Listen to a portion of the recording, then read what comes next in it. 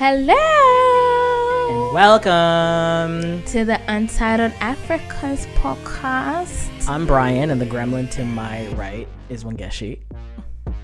I don't know who that is, but me, I am also Wangeshi. And I guess he got an imaginary friend who's also gremlin named Wangeshi. It's giving obsessed. Girl, because what is this look over here? What is happening? It's the end of the year, okay? She said it's giving Stanford Tech, dude. Studying computer science. I feel like look at the first episode compared to this episode and the amount of effort I've put in to looking presentable on this podcast. I have stayed consistent, okay? I don't know. I feel like yours declined as evidence will surely prove from this episode. I have stayed consistent in my looks. I don't know. It's giving a little haggard. Just a little bit. If you can call me a gremlin, I can call you a little haggard. Fine, you can call me haggard, but at least all my sweats and hoodies are matching pairs. They have always been matching pairs. Because one thing about me, bitch, I love a set. Bitch loves a set. I said it once and I'll say it again. I love a set. Whatever. Give me a set any motherfucking day, okay? So how have you been doing? I'm good. I'm good. You know, week 2 of the new job, just... Girl, these bitches really want me to do work. Oh, you working? Yeah. The way I lied on my resume, and now they are testing every lie that I have ever put. They said, "Oh, you said you're good. You're advanced at Excel. Okay, we finna put you to the test." Period. Bruh. He knows how to make all the equations. What do they be making on the little data set stuff? Bitch, I don't know. I just know how to input charts. Okay, I just know how to put in numbers. That is it. Mind you, let me tell y'all something. This girl tested me before we started recording. Said, "Is your phone on mute?"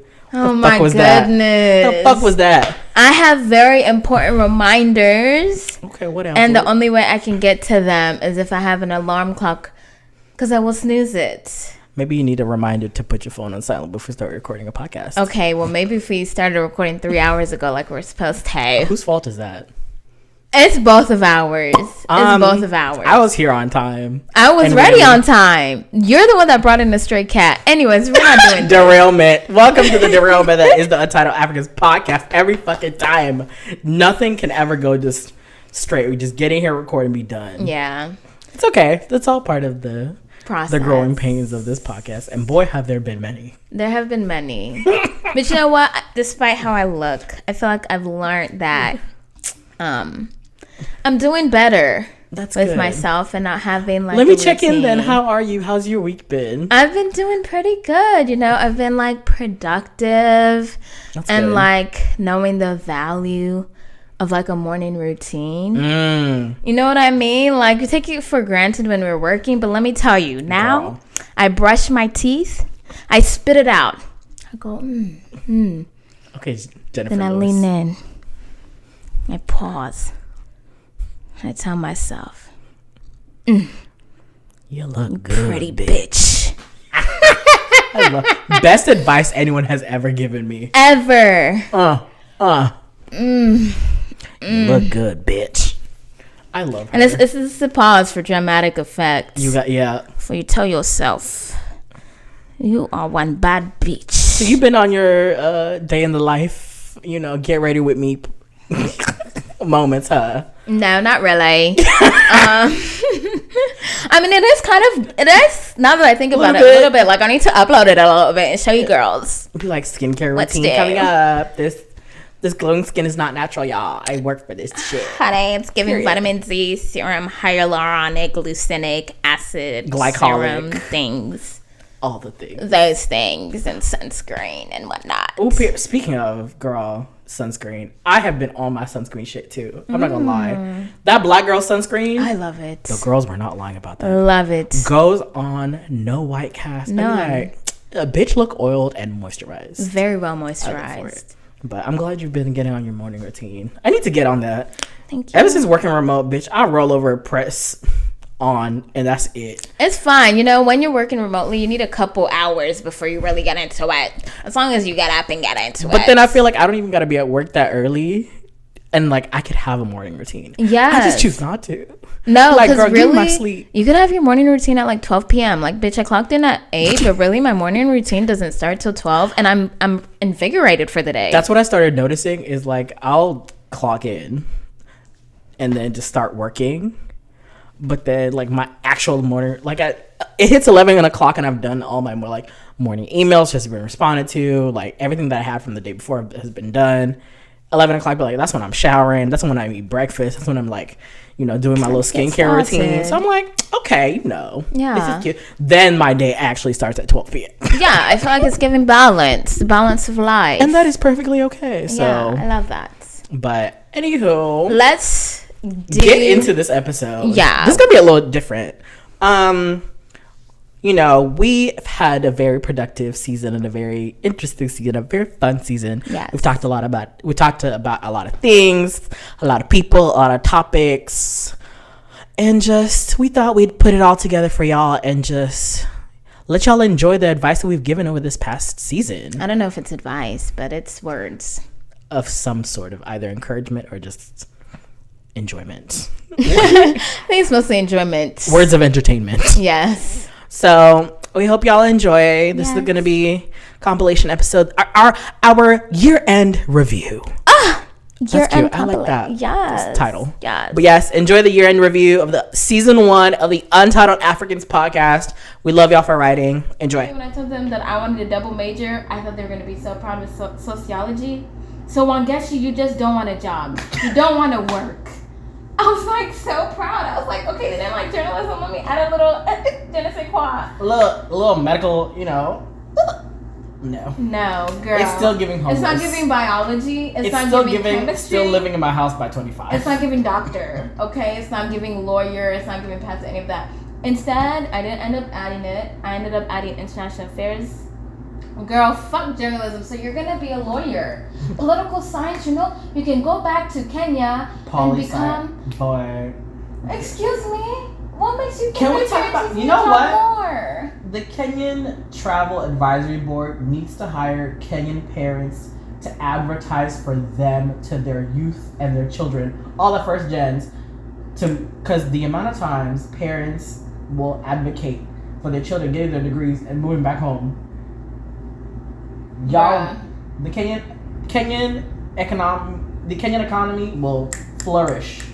If it was up to them? If it was up to the Kenyan parents advising the tourism board, they would be like, oh yeah, tell all the first gen kids, get your degree and come back. Come back, nah. Do what you want. Put on a little Uzi Vert, Put on. Now I do what I want. Exactly. Now I do that. Yeah. Put on a little Evanescence, get into your rebellious phase. Wake me up! Little Linkin Park, the channel. Your inner child in that rebellion. Look, you gotta do what you gotta do. It's my life. Who was that? Gwen Stefani. Don't you forget. Yo, that was my shit when I was 5. It's my life. It never ends. It never ends. You had a weird dream like that? Oh, baby. All I know are weird dreams. Because that gave me a fear. Yo, no. Literally, today I had a dream and it was giving NBC comedy show mixed with like an Indian wedding. Like, I'm intrigued. Let's explore this feeling.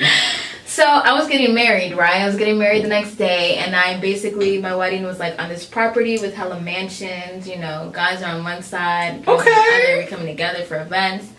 So we're just. Oh, so you were having like that insecure Lawrence and Issa at that wedding. At Molly's wedding. One? Anyway, moving on. Keep going. Sorry. I don't get the reference. Molly got married and... Oh, and it was very... Oh, yeah, Was it like that? Except times 10. Literally, shit. I was... One of the nights, I was, test riding some jetpack to get fuel to space. Because I just had money, and that's what the girls with money do now. We go to space. Except not on a rocket, because it's very, very poor. I was on a jetpack. She said, I had a jetpack and a space. I had a jetpack. It was giving prototype because I definitely launched into a couple trees and then plummeted. Dead. I would have literally died if it wasn't for it being a dream. Girl. Let me tell you how I run into Morris Chestnut. In space? You ran into Morris Chestnut in space? No, while he was at my wedding. He was at one of the buildings or whatever, friend of a friend, mutuals. You know, it's so weird that you ran into him, because I have a feeling Morris Chestnut has been very active on social media lately, because he has shown up on my TikTok, my Instagram, and my Twitter For You page. Okay, I haven't been multiple that times. lucky. Yeah. He was on my Twitter, though, and I think that's what brought it up. He was on my Twitter twice in this past week. Same. Morris Chestnut, who's your PR? Because they're doing a great job. Your social media person is just for you. And because you're showing up in the girls' dreams. There's something about them tall, dark, handsome men, and I mean dark skin. Okay, not hair, skin. You remember that did something for me my whole life. There's a TikTok trend of like black men that make the elderly black women go. Morris Chestnut was in there. Oh, and honestly, Morris Chestnut now too. Oh yeah. Even to this day. But anyway, you ran into Morris Chestnut. I ran into Morris Chestnut. Let me tell you, words were not spoken. He is on me. He is trying to be like, hey, how are you? Nice to meet you, blah, blah, blah. And his friends are like, yo, chill. She's about to get married. And I'm like, oh my God, Morris, Mr. Chestnut. What am I was sick, but I was like, oh my God, I'm getting married tomorrow. Let me take a step back. Wait, were you getting married to who you're currently dating? Yeah. Oh, okay. I think so. Dreams be changing it up, but I'm pretty sure. Yeah. It would have been funny if it wasn't. I would have died. Imagine all this for not even to be getting married to him. Yeah.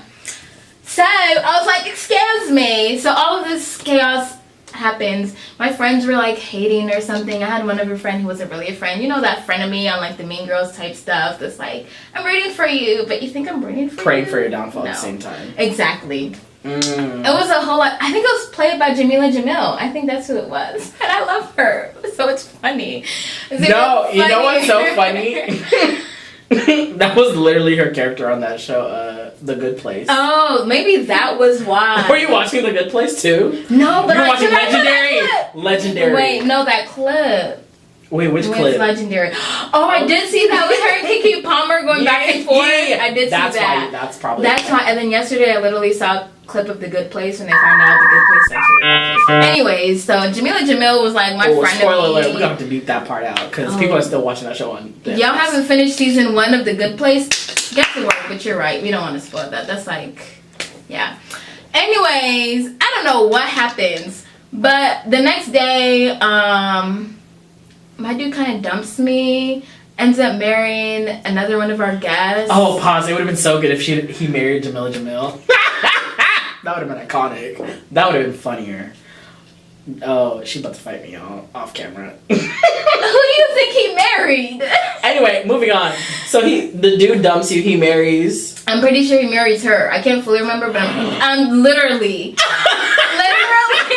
I called it. I was in her dream. I was in the wedding party. I was recording this for y'all. I was like, but it was funny because like I was happy for them. I don't know why. I don't know why. You had Morris Chestnut. No, that's not why. Because I was mad in my head when I woke up. Why didn't I go for Morris Chestnut? When I didn't even end up marrying this man, and I could have had Morris Chestnut. You were trying to kick it with your mom about sex? I wasn't about to forge your signature, and I was curious. I was like, we never really talked about it. I'm going to tell, I wasn't even there, and I'll tell you how this probably went. She probably went up to her mom and asked about sex, and all her mom said was, Alex, Ashawo, you ought to be in the streets. This is the education I'm sending you for. You want to learn about sex. What is sex? Don't worry about that. That's not something you should be worried about. But mom, it's for the homework. Well, then change your homework. No, it was basically like I'd ask her, okay, what is the legal age of consent? Yeah. She'd be like, 25. Don't have sex. 25. Okay, but what is the legal age? 18, 25. But you cannot have sex. 25 when you get married and be with your husband, then you can have. Yes, I was like. Then you can have the idea. Does sex lead to STDs? Don't have sex. You will die. So it doesn't matter. Don't have sex. You let a man look at you, you'll die. That's the STD. What do you mean? Don't have sex. Yes, it'll lead to STD. So don't have sex. Okay, well, do condoms? This is a really kill a conversation. Do condoms condoms prevent you from having babies or STDs? If you have sex, you will die. Are you interested in having sex? Why are you asking me all these questions? Exactly. What do you want to know about my health class? Why are they teaching you this? Did I make the curriculum? Meanwhile, I'm just the one asking the questions, girl. I will say I'm trying to get an A in health class. Damn. Hey, I'm not here to consult you in your rating. What kind of service did you provide? I'm not gonna lie. Okay, so let's talk about this though, because Airbnbs, they're done. It's over with. It was, the whole concept was cute in the beginning. Yeah. You had a spare room. Yeah. You wanted to give it to somebody who was maybe traveling. Offer something cheaper. Yeah, for a hotel. Now y'all girls tripping. No, because service fee $200, cleaning fee $250, taxes on top of that. And if it's not those prices, it's just gonna be whatever you're paying as base pay. It's gonna be double. Okay, those fees are double to whatever the base is. Then why? And then you get to the B&B. You leave. You read the checkout rules. Why am I doing dishes, loading dishwasher, washing sheets? Do my laundry, clean my windows, turn my temperature up. If you want it made, just say depending on what date it is. Sweep my floors, vacuum the windows. Hey, do we look like your maid? What is this cleaning fee for? What is the point of the cleaning fee? I really want to know. What is the purpose? Is it to protect you from shit, or is it just so you can collect a little extra? Because I know Airbnb be pulling from y'all totals that we pay. Yeah, and I understand, some people are willing to leave the place a mess, and I get that you don't want that. Even the cleaning company that's coming after should not have to be cleaned up. Or even if you are doing it yourself. Yeah. There's understandable. There's certain basics you want somebody to keep up to, but the expectations. Why am I not in a hotel right now? At this point, honestly, I think we've all come to the conclusion. The next function will most definitely be at a hotel suite. Preferably. Party. We're going to rent out a hotel. Party at the hotel lobby. We in the hotel, motel, holiday. Hey. Did you catch the BET Awards? I catch the part that mattered. Oh. Chloe. Yeah. I forgot this is a Chloe Standard podcast. If you didn't hear what I said last week, come on, church. You watched that performance and you listened to what I said and tell me that I said a lie. Come on, please tell the gods and the earth or whomever you believe in that I said a lie. I dare you. I dare you to tell me anything different after Chloe was the only consistent performer that gave throughout her performance when needed to be given. Okay, this is how much I love this girl, because throughout the entire performance she just gave. Then I think it was when she was doing not Surprise. What's the other song? Treat Me. Mm-hmm. She was performing Treat Me. She was dancing so hard her earpiece fell out, and the girl was still on time. On time. Yeah. Did not eat. She was like, oh. And still saying, I was like, yeah, she's the one. She's the girl. And the 2, and the 3, and the 4. Yeah. She's coming for her. What's your parenting, your sibling trauma? I'm just tired of being called. Picking people up from school, picking people up from practice, picking up people from work. You want to have a life? I do too. Leave me alone. I didn't give you life, so why am I so involved in yours? I didn't ask for this. Love you dearly. And more than happy to step in whenever needed. But why is it expected? Why is it automatically We're always needed. Why are you asking me for a ride before you ask your own parents? Why are you asking me to buy you things as if I am the one that gave birth to you and I'm expected to now give you food, give you deodorant, give you toothpaste, give you rides, pick you up from practice, drive your friends around? When did I become a PTA mom? I don't remember giving birth. I don't remember signing up for any of this. Take me out the game, coach. I did not remember signing up for any of this. I hate it here. Because I feel like it's not just, I feel like this happens in almost all foreign households that are non-white households. Yeah. Black, African, European. Actually, no, not even European. Asian, and American, Middle Eastern. Everybody. Every firstborn is either firstborn or eldest child, whoever is the oldest child in the house at the time. You are expected to take care and be the third parent to your youngest sibling. Who said Who said? No, literally, who said? So the reason why this whole fucking natural hair debate went into this week too is because last week in her initial video where she talked about I no longer want to, I want to just get up, put moisturizer in my hair and just go. Mm-hmm. So in that video, she said, I'm about to be pulling all the palm colored folk with this hair. Yeah. And that sent the hoteps into a fucking tizzy, honey. Because they were like, what do you mean you're a black queen, embrace your natural hair, but what you mean you only gonna put, black men are attracted to natural hair queens too, da, da, da, da. To the point where this man took pictures of her from her Instagram, created an entire fucking Hinge profile, and started matching with other black men. What? And was like, and then came back to the Twitter timeline like, see, look at all these responses, look at all this XYZ, black men are, attracted to. Mind you, this girl just said that statement, I'm about to pull white dudes with his hair as a joke. This was like as a joke in passing. I don't know what was lost in translation or what, and like it just went over. This man really took her pictures, catfished a bunch of dudes and matched with them on a dating profile, on a dating app, to prove like that black men are attracted to natural hair. It's giving very much, you did this for what? Why not? For what? You don't have a job? You don't have somewhere to be? You want a catfish? God, are these the men you sent down here to hunt and protect? They're out here creating podcasts and creating catfish profiles to prove a point. Did he think this was research? Did he think this was statistically significant? I'm like, I don't understand. Are you the Pew Institute? Like, what the fuck? What's the reasoning? What's the logic? What was the reason? What was the reason? Yeah, I feel like it's kind of like an international thing at this point of having and aunties, even if it's not your literal aunties, like it's your mama's friends type of energy. You always know that older woman who is just always checking on you and checking for you, but she claims to have your best interest at heart. Meanwhile, she's hating, talking about your weight, talking about where's your man, talking about why you like this, why you like that, why haven't you done this, why haven't you done that? Like, girl, get off my dick. And I'm gonna say even the African uncles too. Because I've definitely had instances. I will speak for myself as a personal experience. I've had someone go to my social media, show my parents what I'm doing on my private social media. Oh my god! And be like, "Oh, did you know Brian?" Da, da, da. And and my parents came and confronted me. I said, "Who told you this?" And they were like, "Don't worry about who told me. Just know somebody told me that." I said, "Okay, it's my private social media. I can do whatever I want." Right.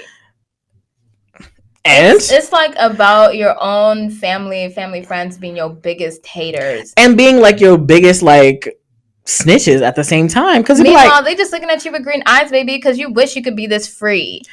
Thank you. Like that's really what it boils down to. Honestly, I feel like there is this sense resentment, literally envy, jealousy, yes, growing, yes. In a lot of older generations when they see us and the freedom that we have living here and the lack of freedom that they had when they were younger, living, in our respective countries, and they're wishing like they wish they had that. So they in turn internalize that and push it out as like, oh, you're doing wrong. Oh, well, I would have felt I could have never been that free, so you should feel shame for feeling that free to live your life. But shout out to this new generation, because they're like, Auntie, fuck off, please. Mind your business.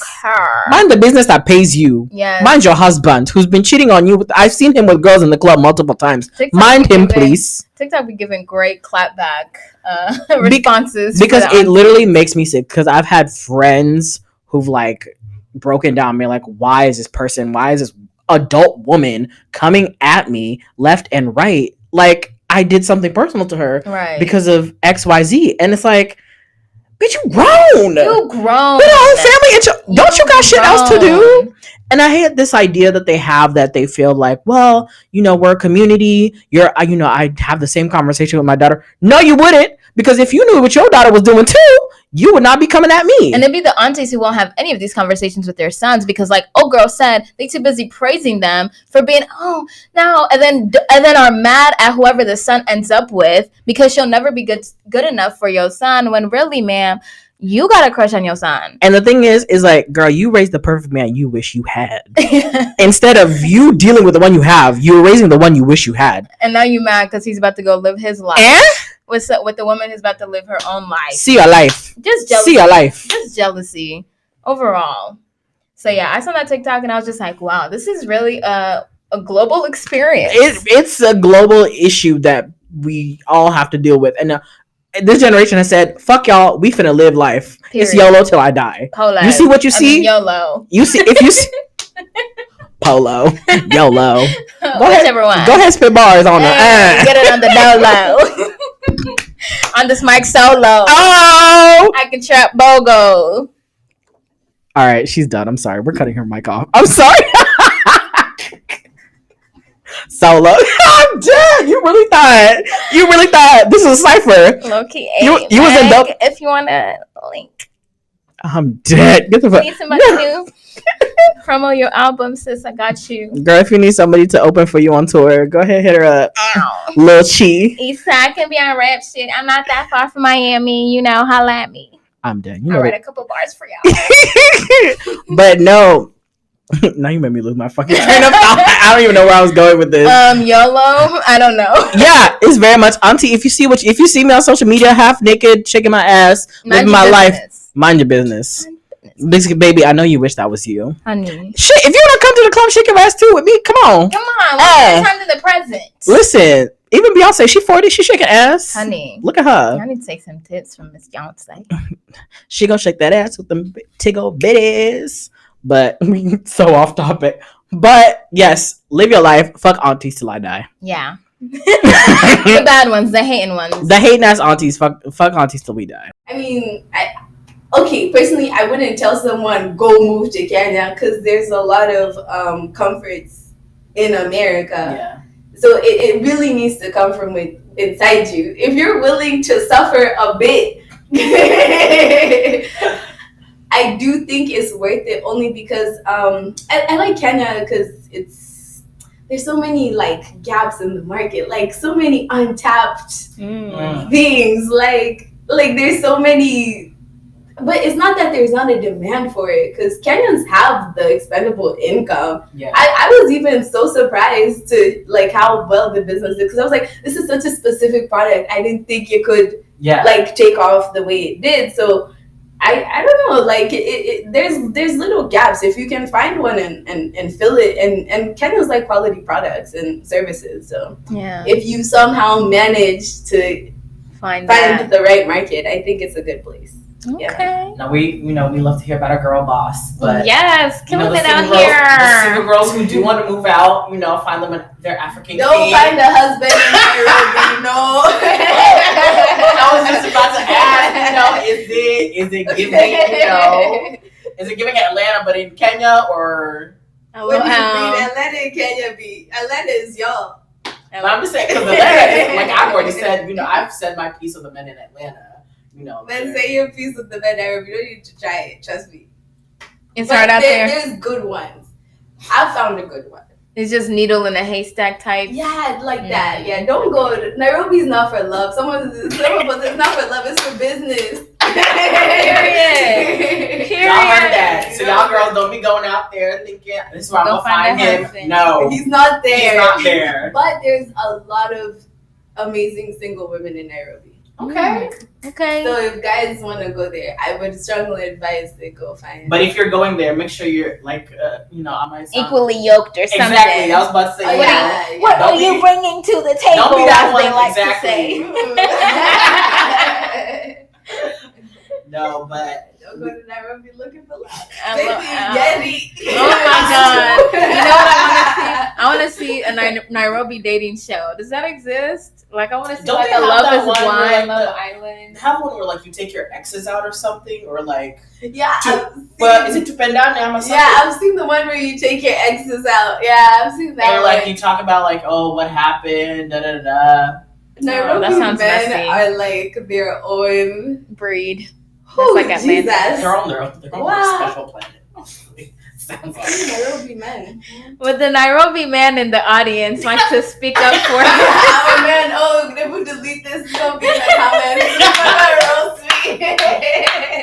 Boy, no, don't come for her because we will. No, I have a good guy. Like I actually found a good guy in Nairobi. Yeah. So it's not that it's impossible, right? But it's just not advisable. This is coming from your older, wiser sister. Don't come looking for me. Don't play yourself. Okay, but I don't want to get roasted in the comments. No, girl. No, we got your back. We got your back, baby. We got your back. We got your back, DM. Okay, yeah. But hey, tell it like it is. It's not giving. If it's not giving, it's not giving. No one can tell you how to navigate your parents because only you have the 20 plus years experience, and you know who you've perceived them to be through these years. And one thing is sometimes what you perceive is not necessarily true, but we have to navigate our relationship with our parents in a way like, I don't know. I've learned to give them grace, but I don't let them get away with things. Ooh. But I think run that back. One more time. Run that back. Say it again. Look, I've learned to give them grace, but I've not allowed them to get away with everything. No, okay, church. I know y'all heard that. Let the church say amen. Come on. Hey. No, because there are some things I feel like you said, there's you gotta hold them accountable.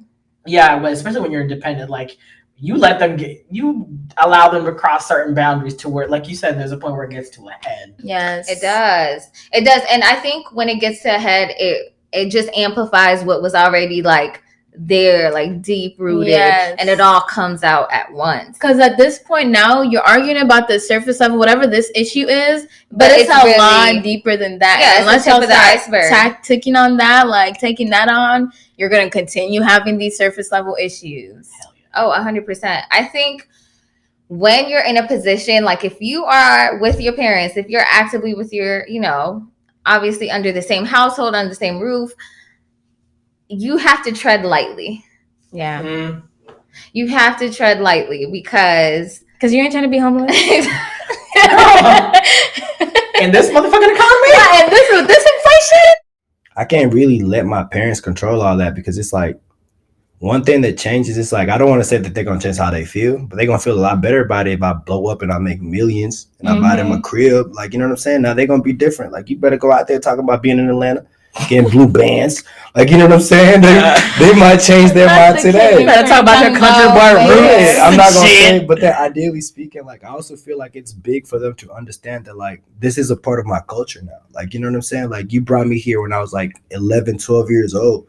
I don't grew up around nothing but like black people, like, you know what I'm saying? So African, it's like black culture, yeah. So it's like, ideally speaking, it's like it's the other their culture has become me. So it's like you can't tell me I'm too raw for sounding like these people, rapping like these people, or like talking about some of the struggles that we go through. Like, because when you're in America, like, you're not African, bro. No, like, you're still like, come on, speak on it. Like, it ain't gonna matter if you get, like, it's like the struggles that you face as a black person in America, you face them as a black person in America. It doesn't matter where you're from, immigrant or not. It doesn't matter where you're from. So it's like, ideally speaking, like, it's just become a part of who I am, and it's like a part of like just what's going on in the culture out here. So yeah, I gotta pick it up, and I'm like, so it's like, ideally, if it makes sense, like, you know what I'm saying, whatever. Me personally, I'll say, is like, I'm glad I have that sense of community. Like, I have those people that I can go to and be like, hey, y'all, this is what's going on. Can you help me out here? Or like, I could really use like your support in XYZ kind of way. Whereas this generation of like, children of immigrants, and like they're growing up with this individualism mindset, and like, I'm scared of what's going to happen when they're on their own. And then they have this mindset, and they're just like struggling, and they're going through so much, and it's like, well, damn, baby, you can turn to us. Like, ask for help. Like, I'm just like, damn, are y'all gonna be okay? Like, are we okay? Are they okay? is you good? Because I'm trying to know. Like, it baffles me, and I'm just like, I don't think I like that. I think collectively, as I feel like that's one aspect of our traditions and like our sense of like we need to continue that. It's like holding each other like. But I feel like we don't even have as much of a collective in this country like we used to. Like, I remember every weekend basically going to some Kenyan function with my parents, whether I wanted to or not. Girl, you was at somebody's house because there's always something going on. And then for some reason your mom is like got a tray of pilau or some stew sitting in the back seat on your lap, girl. So mom is high. Make sure you hold it still. Down. Hey, what are you doing? It better not spill a drop. Yeah. That's your life. You know what? I think we should petition for pole dancing to be included in the Olympics. I think. Period. Let's make the Olympics fun again. Oh, yes. Yeah. You know, the girls have. Let's make it worth watching again. Because let's be honest, we're really only watching for one of two things. Usain Bolt, honestly. And period. Wagwan. Where my people at? Why are we like this?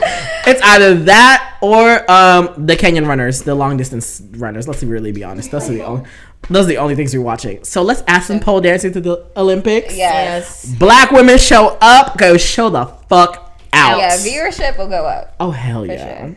But moving on, another incredible black show, Harlem. Oh. Yes, they recently season 2 is coming up. They cast Countess Vaughn and Rachel True. What's her the Parkers? Where the Kim. What's her the Parkers theme song like? Where the Parkers. That's what it was. Why was that spot on? Dang, mama. I'm sorry, I had to get that. No, but so Rachel True was on Half and Half. And love her, honestly, on that show. But that theme song is low-key the most underrated black TV theme song. Through this journey of discovery. Finding you. Now that I have someone special that brings out the joy inside of me. We can become whatever we want. All we need is love in me. That's the way you feel it should be. You and me. Yeah, let's not do that again. Men's, sexual liberation within the bedroom have like turned them into like these, stones where like they can't. If it's not inside of a vagina, then they can't. If it's anything outside of putting it inside of a vagina, they're just like, no. I mean, niggas are getting by women for exactly ordering bread rolls. So imagine asking him to like massage his like out, literally his taint. Like imagine him asking that. You're gonna be like, nigga, you like what? Meanwhile, science has taught us and told us that the male G spot is literally near the prostate. So like, right, y'all niggas are missing out. Okay, what are y'all dealing with? Because the men I've dealt with, the whole trying to put your finger in their butt, like they don't like that. They like that, but I mean, like they like for you, for instance, like anal sex. Like they're okay with that. Like they'll ask for that, and it's just the niggas love putting their dicks in shit. Yeah, holes in general. But like you trying to put your finger in their butt during sex, I've tried that before. He was not having that. That man almost slapped me outside the door. Listen, finger in his butt.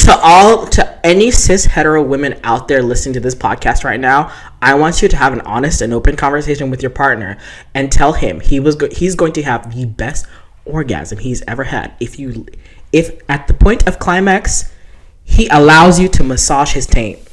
Do it. What is that? Wait. It's the space between the balls and the asshole. That's like they say around there is where like you can have outside access to like the prostate in the male G spot. Yeah, that is. But I'm saying like butthole, like. But I feel like literally. You just gotta work up to that. No, right? No. That's how you gonna end up like the woman on the Diary of Mad Blood. Some of you women keep your fingers away from his butthole, or he's gonna. But if you have a very open and honest relationship with your partner, ask him. Why it'd be crazy nowadays, like how these teachers like they fucking like these 17-year-old, 16. I'm like, who's snitching? That is like, who's snitching for real? I'm sorry. Like, if y'all didn't catch that, this man said It's crazy how these teachers be fucking these 16, 17-year-old students It's crazy. and getting caught. And he said, who's snitching? Who's snitching for real? Like, bro, like, if you like fucking a 32-year-old, like, what are you snitching for? Like, why is that your first response? not for real. You think it's kind of because it's like the whole aspect of like Hollywood and celebrity culture has been so like pushed towards youth that we become so obsessed with it when we're younger. Like heartthrobs, has been like obsessed. Boy bands and stuff. Like we all become obsessed, and like that becomes part of like what we take in like visually so often. Hollywood has definitely been doing that for a while. They put exactly that's what I'm saying. It's like it's become such a thing where it's like now it's just naturally that at a young age you're just like you become obsessed with like specific celebrities. When was Elvis alive? Exactly, good example. And then the Jonas because exactly, and then the Naked Brothers band. Not the Naked Brother. Hey, not well. If that's not love, then what is? If that's not friendship, then what is? If that's not music, then what is? Sorry, we just broke somebody's fucking eardrums. But you see what I'm saying? It's like we become so ingrained. It's like such a young culture to become so obsessed with celebrities and like heartthrobs and all this stuff. So like as we're growing, it's like, oh, this is perfectly normal part of. It's like. Maybe let's dead that. Let's question it. Let's think about the root of it, and let's maybe think critically as to why. Why am I allowing my 13-year-old child to be screaming, gawking at a fully grown man gyrating on a stage? Well, that's fine. I feel like that's normal for 13-year-olds. Let's not lie. I was watching Shakira in fourth grade. But I'm saying, is it normal because we've normalized it? Yeah. Or is it normal because it's a perfectly, natural thing for a person to do? Yeah, but I feel like it's different watching. Think on that. That's lit message. Girl, we have talked some shit. We have this season. Yeah, especially you. Okay, and I say what's on my mind, and I do not apologize for that. Period. Y'all will always get the authentic, unapologetic me. So, what was your favorite part of this series? It probably had to be when Esther came on the first time. Oh, Esther. The iconic SCP. Period. Just the whole episode, or I think the episode, the advice that was given, just like the overall conversations, like. That we did record, that we didn't record, that we just had, and it's just a vibe to have within the studio every time.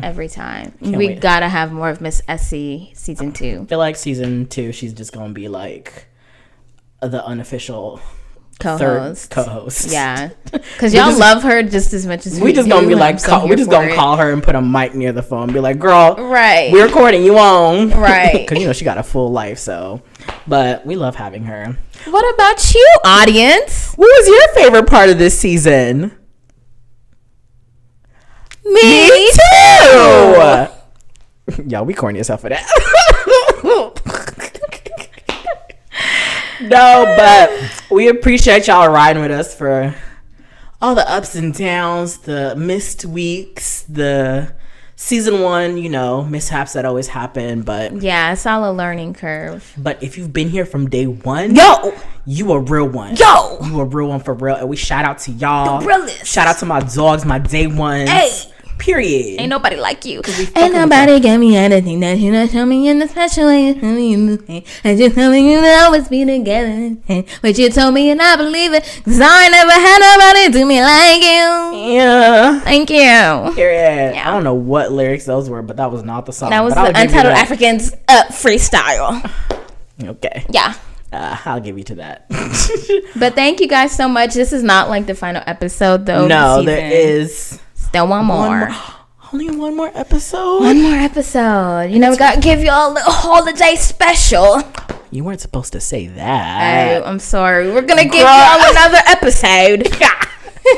Go ahead and cut around that. Yeah, shit. Go ahead and act like you didn't hear it, because I'm not editing that. No, but shout out to y'all. We love y'all for listening every week. If you've been there, whether Spotify, Apple Music, Amazon, thank you, YouTube, wherever podcasts are found, we really appreciate it. We're very, very grateful. You know, for a bunch everything. Just two little kids deciding to put their shenanigans and conversations online. Because our generation doesn't know any better. No, we really don't. Yeah. Because why did I? You know what? Let me shut up. Yeah. But for all of that, we really do say thank you. We appreciate our audience. So shout out to y'all. We love y'all for real, for real. From deep down in my heart. Deep down. Thank you. You like me. You really, really like